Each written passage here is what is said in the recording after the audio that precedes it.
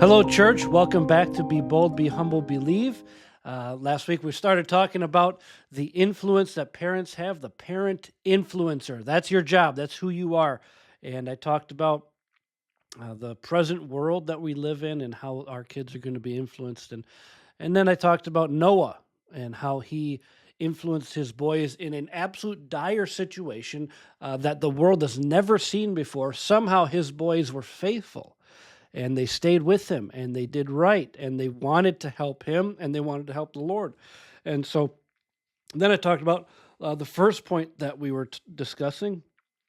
The influence that you have will be in a moment of frustration. And when you are frustrated, when you're angry, your kids are watching. And when you have a knee-jerk reaction, the kids will react that way. And so make sure that you are paying close attention to how you behave at home. You know, it's easy to behave at church or even when everybody's watching you. But it's harder to act right at home. And when something ticks you off and you react, well, that child is not going to change because there's a bunch of people watching them. They will react the same way when people are watching, when people are not watching. And so the influence that you have is the way that you act. So number 2, I said, your influence is important because bad influences are everywhere. So look, you may do a good job vetting friends and friendships or strangers that you know or that your kids don't know yet or something. It's not really about that. But why do you think that your child is so interested in getting a phone? It's probably because their best friends have phones and their best buddies have phones, their cousins have phones, and or they have some device or something like that. It's not necessarily because of what's on the device. It's more of what I want to fit in. And so that peer pressure is influencing them and pushing them that way. The truth is, we as parents have our phones out. Seems like all the time. We're now. I will use it as a tool. You know that it's a little bit different than just sitting there on playing a game or something, whatever they may be doing. But that's that they're going to want a phone because there's a peer pressure for that. They're getting influenced. The truth is this: bad influences are everywhere. The Bible talks about evil men and seducers. But they will seek to influence the style your kids gravitate to, and the music that they like, and so on and so forth. All the things that make up our young people, make up our kids. You know, uh, the the truth is, in 2012, okay, the app Instagram became big, and I'm not sure what year it was, but Snapchat was not too long after that, and it became big. I think it was launched in like 2010. Instagram was, and then in 2012 it grew big, huge. What else happened in 2012? Actually, the happiest people in our country became the most depressed. They began cutting themselves at alarming rates. The suicide rates skyrocketed amongst this group of people, and depression set in. That was a group of those people were the 13 to 30-year-old women. It may be just because they were influenced by someone who was a seducer. And I'm not sitting here preaching or speaking even against social media. Literally, you're watching me on social media right now. But understand it as a tool and how it can be influenced. See, I hope I'm influencing you for right now. But there's other videos that you're going to swipe past, other videos that you're going to go to that will influence you for wrong.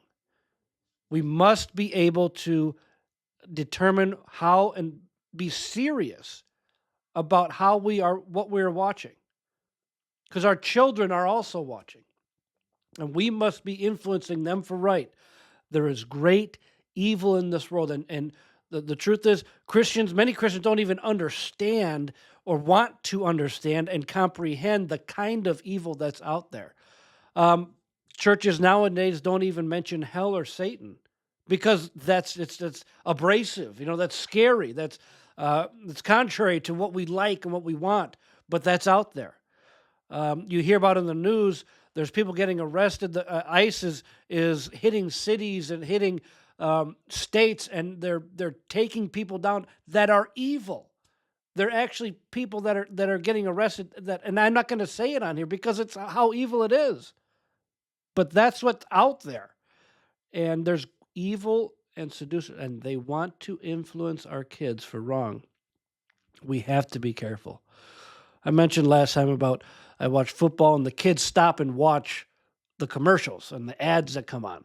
They don't care about the football game. That's what I'm watching. I'm going to get a snack or something and coming back and sitting down during the ads. The kids only want to watch the ads because that's what's influencing them. We have to be careful what we bring into our homes. It's very easy for them to be influenced by wrong and for wrong. So we're going to, like I was talking about, a kid wants a phone. That's probably fine, but understand that for many, many years we survived without phones. Our kids can have phones, that's fine. But understand that there should be parameters on there. What I just told you about Instagram and Snapchat and what that does to the psyche of young people, young ladies in particular, and young men were not far behind that. The 13 to 30-year-old men were not far behind this group right here of depression and Great Depression that set in during those years. And even now, as it runs just rampant. And we have to be careful how we influence, how these kids are being influenced. Number 3,